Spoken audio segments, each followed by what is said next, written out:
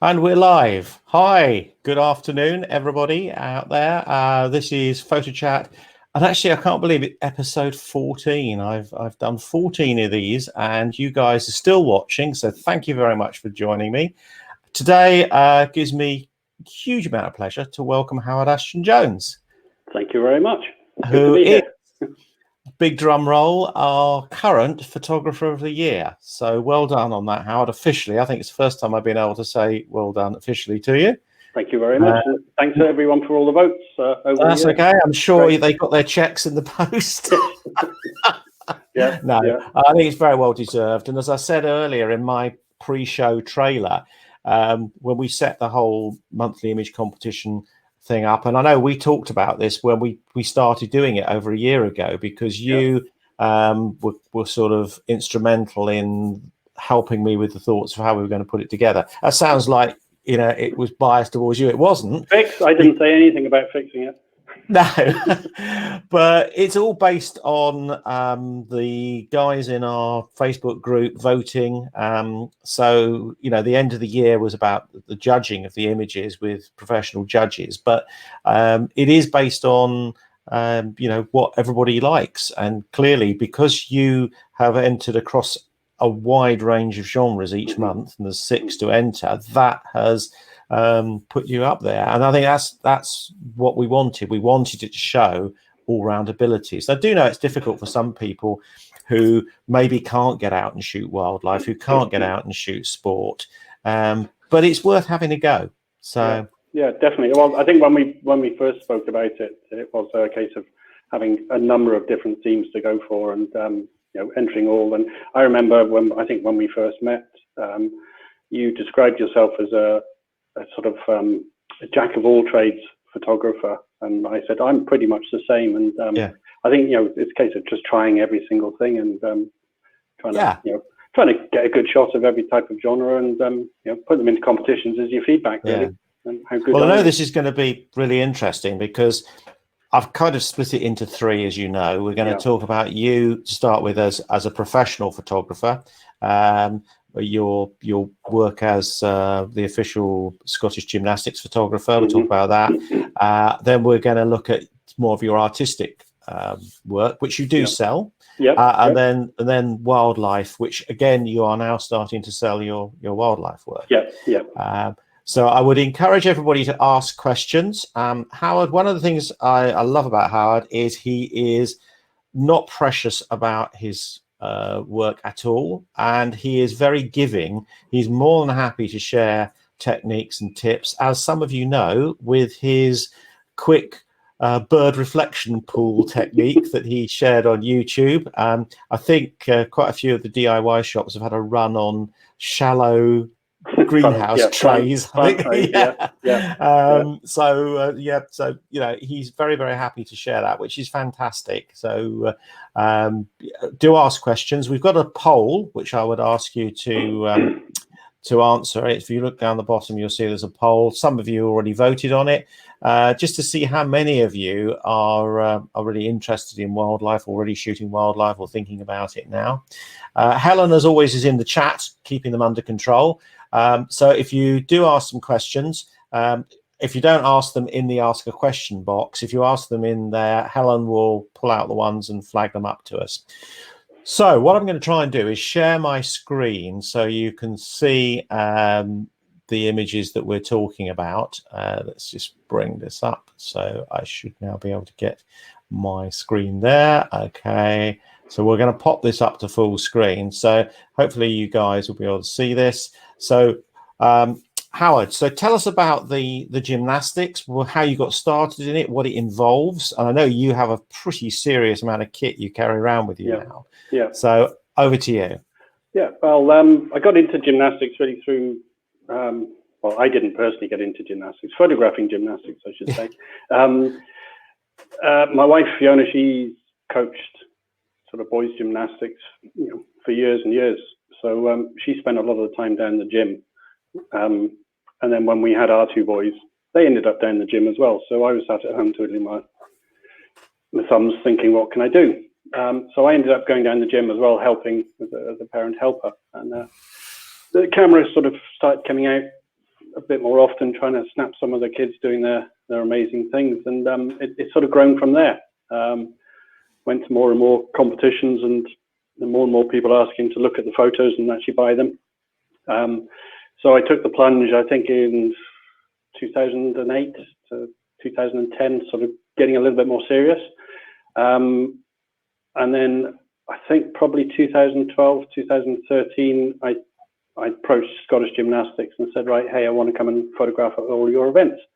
Well, all the ones that are worth of photographing at. And created my business, PSB Photo. We currently sort of have a huge setup. We have 20 viewing tablets. We have 4 dye sub printers. Well, we have 6 total, but we go out with 4 printers. We turn up at the event where at least there's 200 or 300 gymnasts and parents and whatever, and we sell on the day, and that's the key to it all. How many photographers do you have working with you? 20 on the event. There's normally sort of 2 or 3 of us, up to 6 in some events, depending on what what the actual discipline. Because gymnastics is not just what you see on the the Olympics.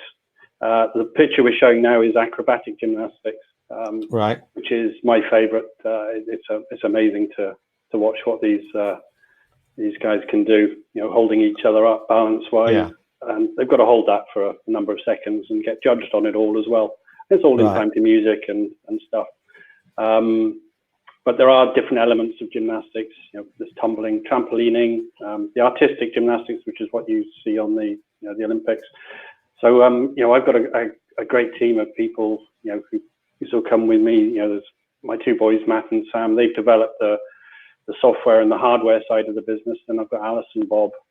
Amy, Kiva, Rebecca, and Bruce, I think, who's on the thing. He's photographed for me a couple of times. And there's other people there who all come and help. So it's quite a big team. At our biggest event, we can be 10, 11 staff. Most events, 4 to 6 of us with a couple of photographers usually. Just trying to get different angles or different bits and pieces. And I know because you come away on some of my trips, and I know you're out every weekend, because actually trying to coordinate diaries is a nightmare. Yes. I'm sure you look at the events calendar and say, right, I'm going to put in a builder or a trip on that weekend because I know we can't come. No, not at all. It's just every weekend you're out shooting something. No, we must do sort of 20 to 30 events in a normal year. It's all closed down now because with the current situation. I'm hoping it will get back to normal, but it's very similar to, like, I would say, wedding photography. You want to do 25 to 30 weddings a year to make any decent money, I would guess. Yeah. But the gymnastics, there's so many different elements of it that we can go to an event virtually every weekend if we wanted to. And you said to me these are like the creme de la creme events here that we're showing. They're from sort of British gymnastics, sort of a championship series, or I think this one definitely ups the rhythmic. The one previously was the British Championships down in Liverpool. I think the last one is from the European Championships. Nice. In the up in Glasgow, in the hydro.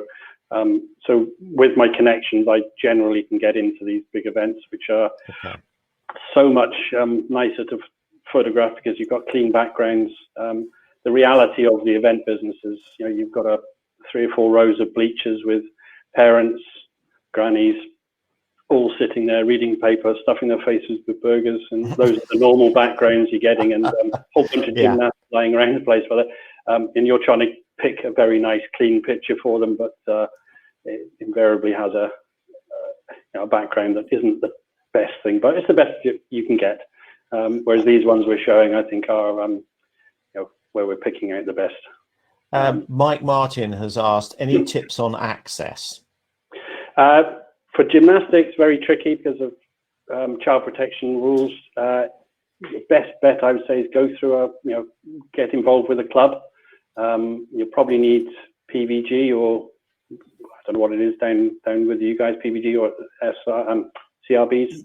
CRB it was. I think it's changed now. It's PVG up here. So it's all about child protection, and there's a lot of guidelines you've got to follow on pictures, and obviously some kids can't be photographed. It can be a bit of a minefield to go through, but generally, if you get involved with a club, you probably can. They'll love someone to come and take pictures, but follow their child protection officers. Yeah, it's a little bit like my dance photography, and I approached some dance schools, and got in that way. There is a question here. I'm not sure who it's from. It says, is there any way you can get into specialist areas like sport and wildlife for the first time without specialist lenses and kit? Who was that question from, Helen? Do you know? No? From me. Oh, it's from Helen. It's from Helen. Helen has asked that question. Why are you thinking of taking up with her iPhone? Basically, asking for a friend, can she do this with an iPhone? Videos. Actually, this leads into kit, doesn't it? So tell us what you use. For the event work, where literally I can't take thousands of pictures. Well, I do take thousands of pictures, but I can't do sort of 12 frames per second or 20 frames per second bursts. I use the Canon. I've got a couple of Canon 1DXs and a 5D Mark III, which with a 70 to 200 lenses, I can literally track a gymnast and then click maybe one or two images whilst they're in the air. I've used the Sony A9, and I've currently got a Fuji X-T3. I do use them, but not in the event situation, because I need to keep the numbers of images down, because if I send a card through or the images through to the server, both my boys, Sam and Matt, will probably just come around and whack me over the head saying you're taking too many pictures. You're offering too much choice. They've got to, the customer's got to go through 15 pictures to find the one they want. So it's all down to timing. Same with your dance, photography. You could sit there and do 20 frames, but there's only one shot that's going to be worth buying. Sure. So I tend to do that in camera. With the mirrorless system, my experience, well, they're saying that this picture was taken with the Fuji. Was it? Okay. Yeah. That you've got to set that on rapid burst, because if you're looking through the EVS, you're looking at a screen. Essentially, if you're looking at a screen, it's already happened. It's milliseconds. So with that picture, I probably would have had on a high-speed burst. It would have been 11, 12 frames, and I would have just picked this one because it's more of a competition picture. It's a portfolio picture rather than one I'm selling.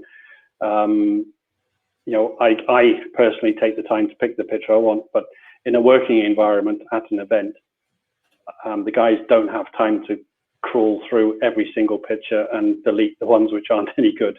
We've got to try and get it right. So the Canon and DSLRs just work better for that. For saying that, that's for the situation of event photography. For personal stuff, Fuji is great. Sony's are fantastic.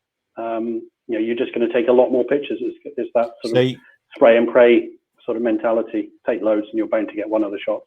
So you're Canon and Fuji. Are you Sony as well? I've nearly got a Sony. I hired a Sony in for, I think, the World Championships. I tried it.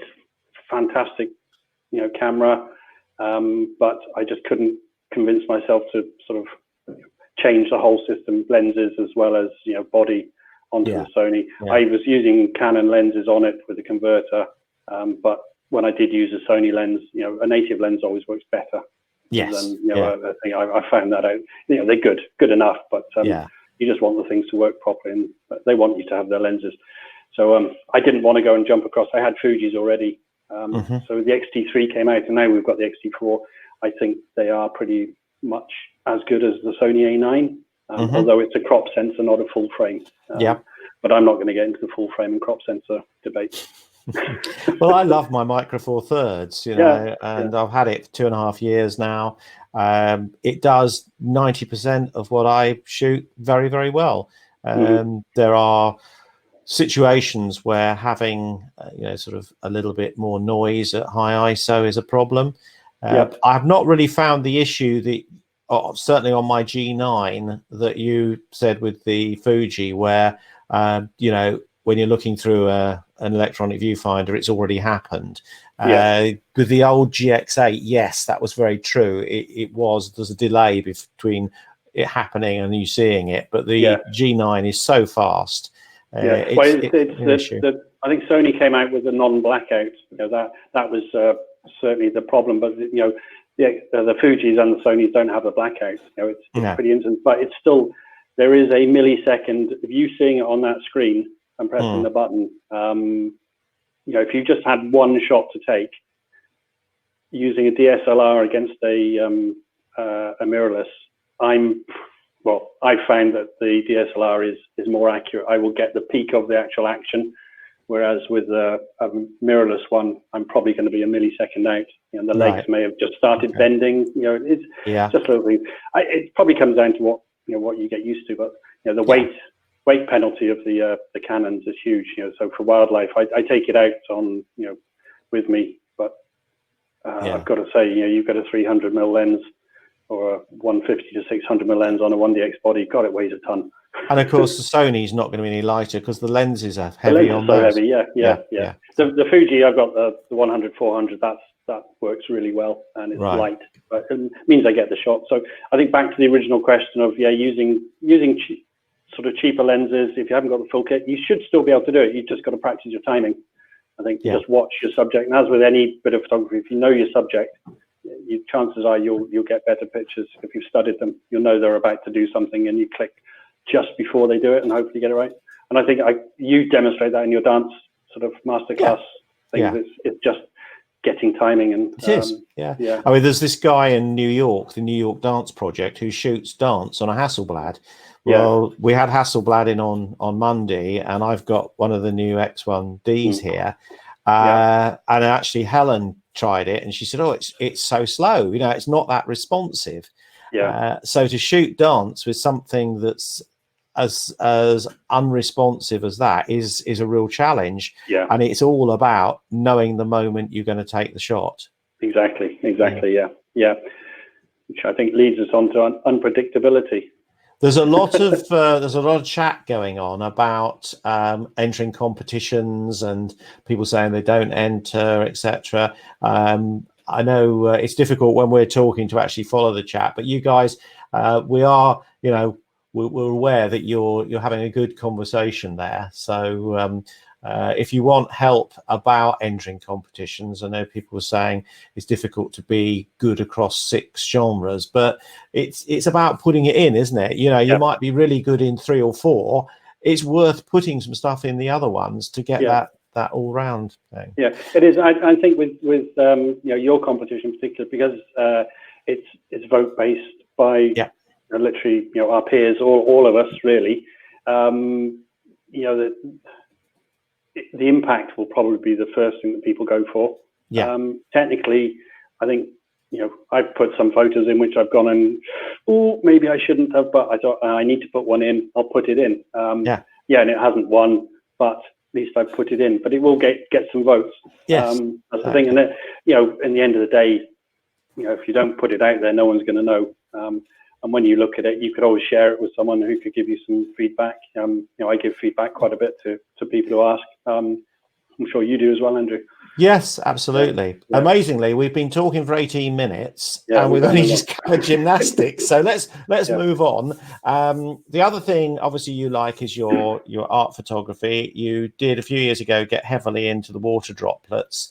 I know this particular shot has sold really well. I think you've sold this as quite big. Is it acrylics or metal prints? All big metal print. It's basically, that was, I think, my first gold with the Guild. Right. It also went with the RPS. It went on a RPS, the International Photo Competition. It toured with them around the UK. It's appeared in sort of National Museum, the Art Gallery in Edinburgh, where it sold quite a few. It has a bit of impact. It's nice colours, and it can't be repeated, which is. And this is what you were just saying. Is what you like now is the unpredictability of stuff. It's basically when you try and do these things, you could never repeat this picture. Gymnastics is the same. You don't know what shape, what what the face is going to look like when when they're doing things. Wildlife, again, you just cannot recreate some of the images because there's so much that can change. And water droplets is the classic of that one, because I can't repeat any of the pictures. I've tried, but the waterfalls different ways. Okay. There's a question come in that says, love the droplet shots. Any tips for beginners who don't wish to buy so much equipment? Because I know you have a electronic dropper, don't you?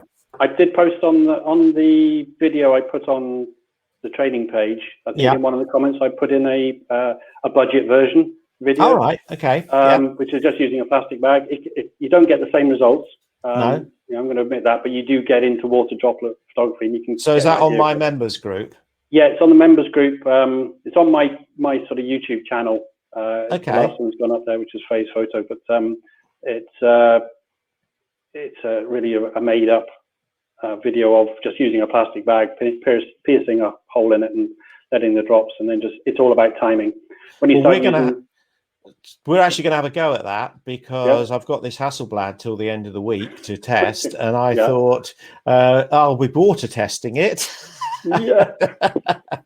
And see how it is as for that. So I'm going to have a go at that. I'll check that out, and maybe next week I'll be able to share some of the images, because on Wednesday next week, a week today, I've not got a guest. I'm going to be looking at the new Photoshop mobile. So we'll see if we can find some images for that.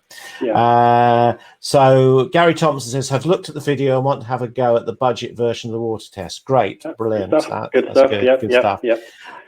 So this is another one of your art images. This one was the Sony World Photos top 50 photos of probably 3 years ago. All right. That got a lot of interest, just being different, I think. It's what I call my kitchen art. It's all done on the kitchen table. Right. Bored, basically, something to do in the evening. So great for the current times then. Yes. So that's why I started doing it. Yeah, and then moving on to some of I love your dance photography because it is so different. And I'm gonna, because time's pressing on, I just want to this one we talked about, which is where you say you could recreate this because there's no unpredictability. There's no. It's basically the background is the good old light blaster that you convinced me to buy. And then just for literally, it's a studio shot.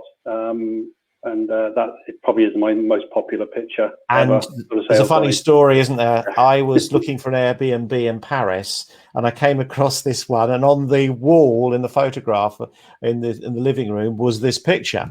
And I immediately messaged you, and I said, has somebody nicked your picture? And you said, no, it's one of your biggest selling images.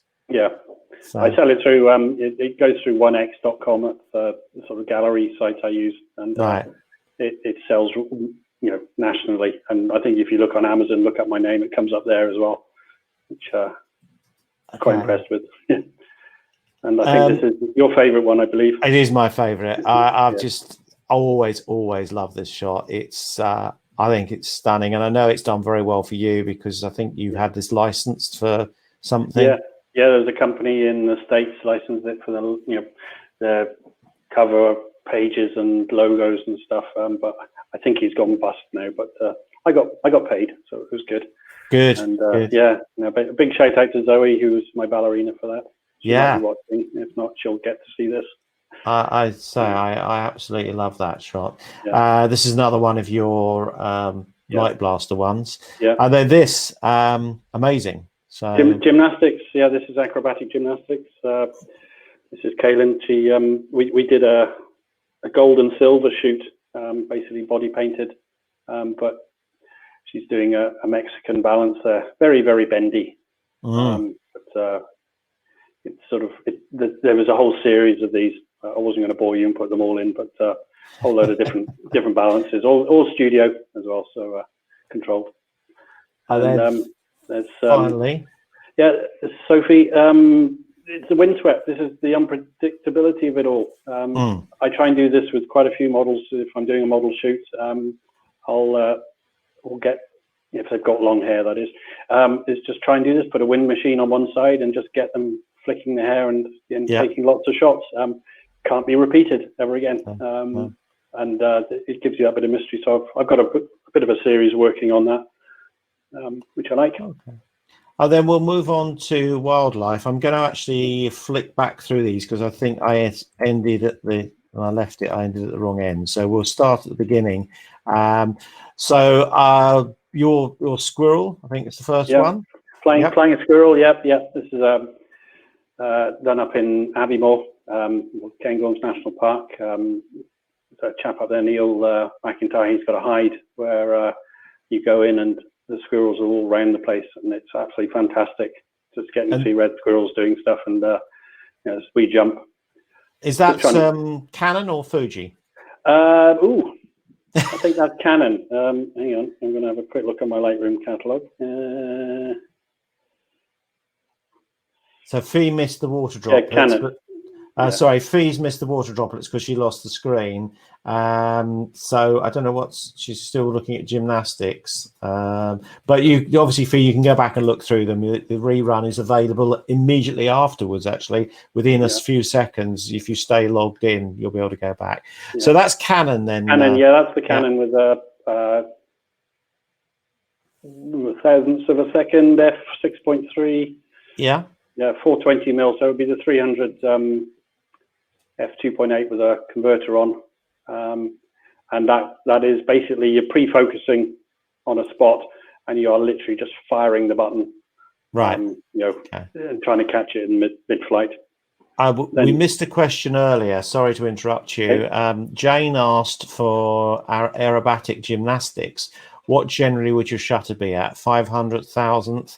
Do you find you're having to push your ISO up, or is the lighting usually good enough? In event situations, the lighting is usually poor because it's normally in a sports centre.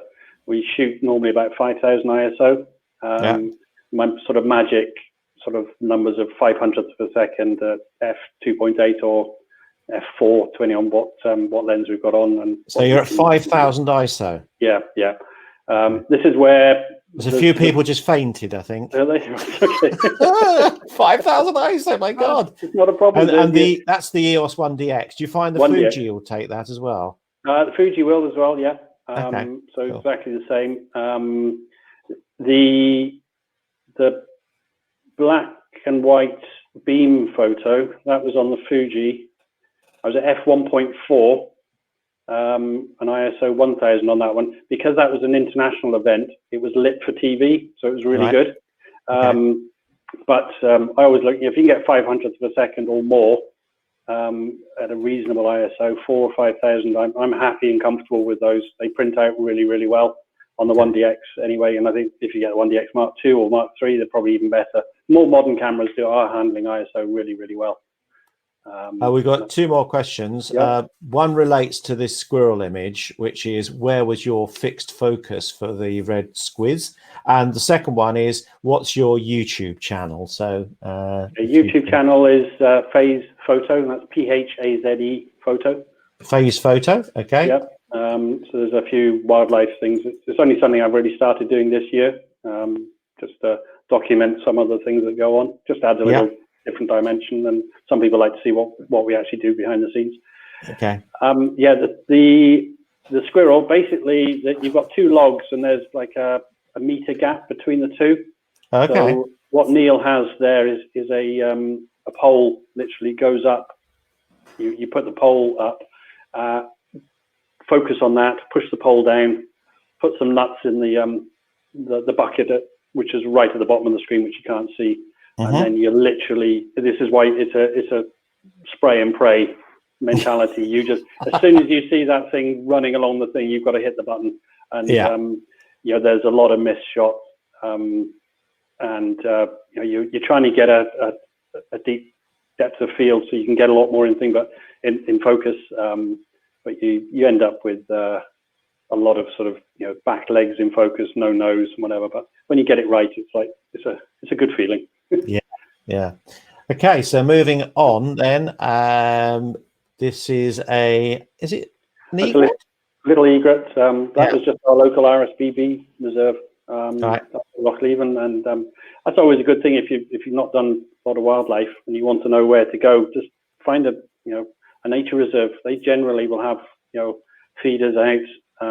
They'll have people around who can point you in the right direction and show you what you're looking for, and you just go and take the photos close to where the feeders are. Obviously, the magic thing is you don't want the feeder in the picture. If you can get them on branches beforehand, they tend to make them slightly better. This one, we were in RSBB hide, and it was a hot summer's day, and this thing was just sitting chilling in the shallows. Right. And I can't think of what. I think I was like, we just see what focal length. It was a long way away. Are you on a tripod? Yeah, 840 mil. That was, I think, my 150 to 600 Sigma sports lens with the teleconverter on it. So the 840 mil. Yeah, I generally use a tripod or monopod with a gimbal head on it. Okay. Nice little fellow there. Crested tit, yeah. Punk rockers.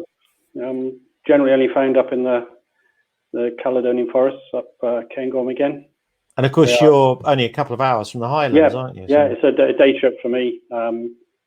Get up early and you can spend the day and then come back down again. Because for those of you who don't know, Howard is based just north of Edinburgh, so in Dunfermline. So yeah, he's got some fantastic countryside up there. Yeah, that's beautiful. I think that having the berries adds so much to that. Yeah. Nice composition as well. Look, I'm critiquing your image. Thanks, Andrew. Really nice. There's a bit of a Fibonacci spiral going on there, isn't there? Coming up to the pot. It was all intentional, of course. Obviously, yes. You posed it. Yeah. And lovely colours, as Helen's just said. Beautiful. That background works well. Yeah. And this is Osprey, yeah. Again, Aviemore, there's a couple of guys up there, a couple of places where they've got ponds and hides literally at pond level, and you literally get in at 5 in the morning. Sort of July, August is the prime time, and these birds come in, and it's an incredible sight. Suddenly from nowhere there's this big splash, and then the majestic bird comes out with a fish, ideally coming straight towards you, straight down the lens.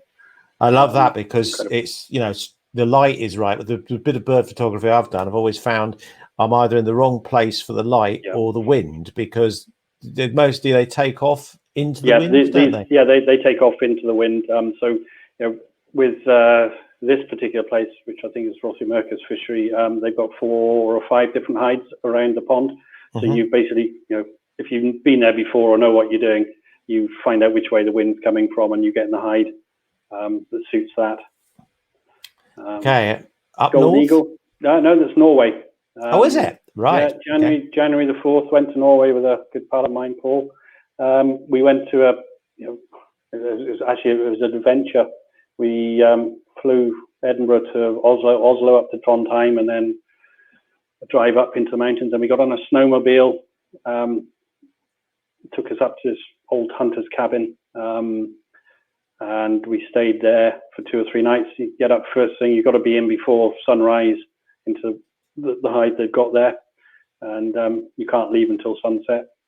And there was a pair of golden eagles with a young one were coming in, and this guy's had this set up for about 10-15 years, and they just come in. It's an incredible sight, golden eagle. We have them in Scotland, but to get them this close, pretty awesome. Fantastic. Yeah. It was windy, bad hair day. Yes. Yeah. And this is the shot for me. And you told me that you'd been sort of chasing this shot for quite a while. Oh, the otters are probably the hardest thing to get. I've been trying for years and years, and poor Fiona, my wife, she's come out with me a number of times, and we've just sat and whatever, and then researching where to go. The Isle of Mull is apparently is the place to go. I've been there a couple of times and seen a few otters, but never I found this place through a few contacts. one of the Western Isles, and I went and I just followed this mum with 2 cubs. This is mum and 1 cub at the moment, but the other one's actually down below in this picture. And I just followed, and a bit of fieldcraft, knowing what you're doing. And it's just that they go out, they feed, and if they've found something big, they'll generally come into shore. And if you're lucky, they'll come into shore where you are. And they're constantly moving. With this, one came in, I think it was eating, and the other 2 just came out and just sat and chilled. So how long did it take you to get that shot on that day? How long were you? About 20 minutes. I just turned up literally where I went. I went out to see, and I could see them, and then they were starting to move up the shoreline, and then it's a case of just trying to get ahead of them, moving when they're underwater, getting ahead. They pop up again, and if they haven't got any big prey, they'll eat literally in the water. They'll just chew away, but you just keep on moving, and then 20 minutes later, I just plunked myself down, and one came in, and these 2 followed, and it's literally 20 foot away from me. Obviously it's just lovely composition, the way the 2 are interacted with each other, but also the light.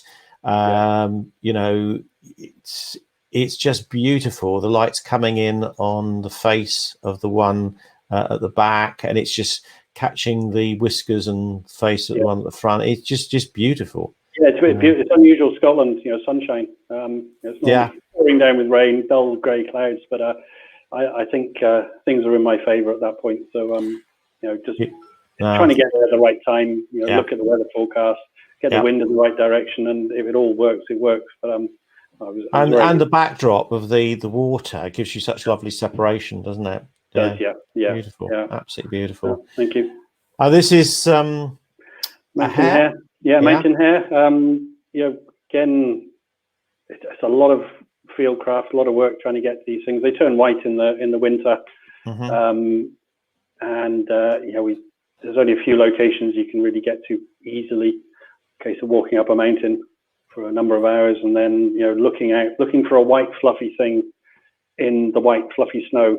You're constantly looking, and when you find one, you've got to approach it really. I think he'd just seen me at this point. I can tell him by the look in his eye, and just approaching slowly and trying to get the shots. Just got a question. Says, how important is your positioning and lighting with wildlife? As I see and snap, I think later. I know. I'm trying to see who that is actually. For some reason, that's Anila. I know what you mean, Anila. It's like you see something and you take a picture of it, and then you look at it and you think, oh, hang on, that light was wrong, the background was wrong. That's the thing. I think something you've always taught me, Andrew, is look behind your subject and getting the thing. I'm saying that I'm going to move because I've got an autistic on my head again. And it's the light. Obviously, if you've got light, most of the time I'm out, it's dull, flat light. So you're trying to get anything you can, but there's a bit of sunlight here. I'm always looking to where the light is, and then I'm approaching, hopefully, the subject with the light behind me. But sometimes you just can't do that. You've just got to, if the animal's there, it's where it is. It is. You've just got to take the picture. Scotland or Norway? Yeah, Scotland. Yeah, no, that's Scotland. That's ptarmigan. And they turn white. Winter, very elusive bird to try and find. I was up a number of hours in the northern corries at Cairngorm, trying to find this speckledy thing amongst the rocks. I gave up, started wandering back to the thing, and this thing just appeared. It was just potluck, and then tried to stalk it a bit, and it was one of those things I had to go for. I needed to get this for this year, and I got it. Everything, and then back to the crested tits again. Yeah, they are great fun, those ones. Beautiful. Yeah. And that's it. Yeah. So let me just get rid of my screen, and there we are back again. That was amazing. Absolutely fascinating. And as I said, you're so generous. You don't mind sharing your knowledge with people, which is fabulous. I've got another question came in. Where did you learn your fieldcraft? A bit online, and for the otters, actually, I went and saw a chap, Philip Price at Loch Visions. He He's an amazing guy. I spent a morning with him. He does auto field craft, so I actually learned it from him, or a lot from him. And then literally there's books, and the University of YouTube is always a good one. Yeah.